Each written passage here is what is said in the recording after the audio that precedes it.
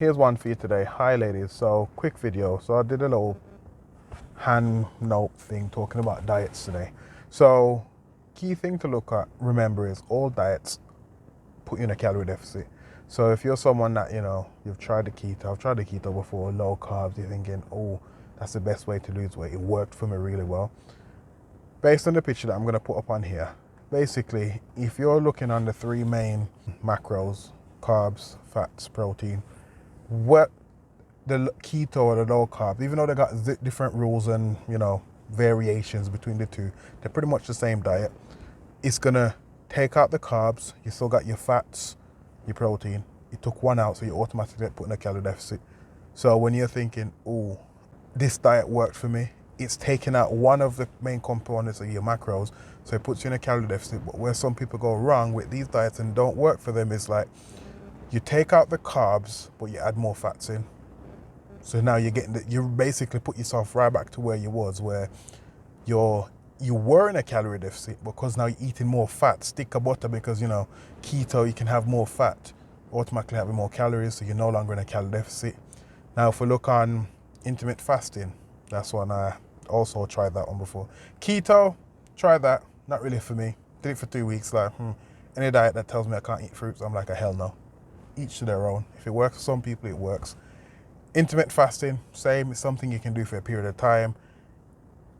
It's how you approach it. So for example, people fast for 16 hours, have 6-hour eating window, 8-hour eating window.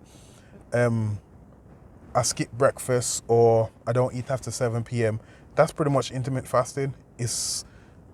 If you look on the diagram that I put, so you skip breakfast. So instead of eating breakfast, lunch, dinner, you're just eating lunch, dinner. But again, where most people will go wrong with that is they'll snack. They'll have the teas, the biscuit. Oh, I can eat anything in intermittent fast. No, you still need to be in a calorie deficit. So that's where some people goes wrong when it comes to, I don't eat after a certain time, or I don't eat breakfast. It's not that you're wrong or right for doing it. If it works for you, it works. Again, it's just keeping it simple. All diet put you in a calorie deficit, whether they want to admit it or not. They just play by different rules.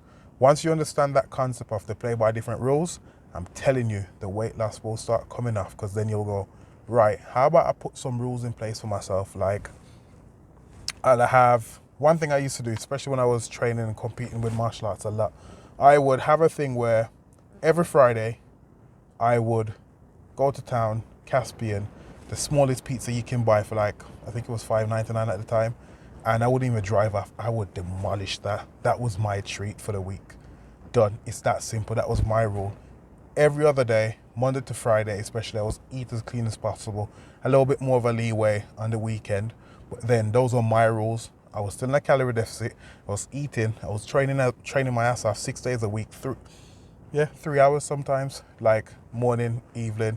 So it's based on the rules that you put in place, based on what you want to do, but the exercise is not punishment for what you don't want to do with the diet. So keep it simple. Don't overthink it. The next 30 days is going to highlight what you're struggling with. And more importantly, your diet's going to be messy. You're going to make the rules. You're going to break the rules. You're going to fall off, and you're going to have meltdowns with me. Ask someone, they'll tell you. It's simple. Let's go.